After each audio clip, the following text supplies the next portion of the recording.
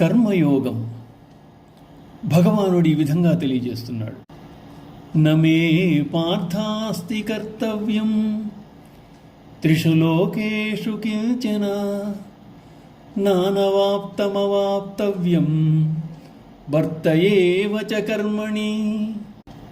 పార్థ, ముల్లోకములలో నాకు కర్తవ్యం అన్నది లేదు, నేను పొందదగిన వస్తువుల్లో పొందనిది లేదు, అయినా నేను కర్మలందే వర్తించుతున్నాను అన్నాడు భగవానుడు.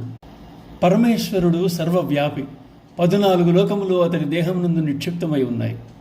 కుక్షియందు భూలోకమును ధరించి ఉన్నాడని పురాణాలు ఘోషిస్తున్నాయి. అటువంటప్పుడు భగవానుడు పొందలేని వస్తువేముంటుంది, చేయలేని కార్యమేముంటుంది? నిరాకారుడై కూడా సాకారము దాల్చి ప్రపంచమునకు ధర్మమును తత్వరహస్యమును బోధించి జనులను ముక్తి మార్గమునకు మరలించుతున్నాడు.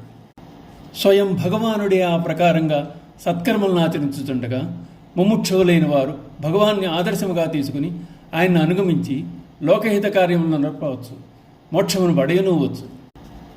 యది హ్యహం న వర్తేయం జాతు కర్మణ్యతంద్రితః మమ వర్త్మానువర్తంతే మనుష్యాః పార్థ సర్వశః.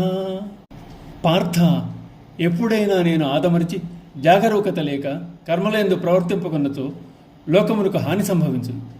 ఎందుకంటే మనుష్యులు అన్ని విధముల నామార్గమునే అనుసరించుతున్నారు. భగవానుడు ధర్మ సంస్థాపన కోసమై అవతారములు దాల్చున్నాడు. ఈ జగత్తంతటికీ మర్యాదా పురుషోత్తముడైన అతడే సృష్టి స్థితిలయకారకుడు.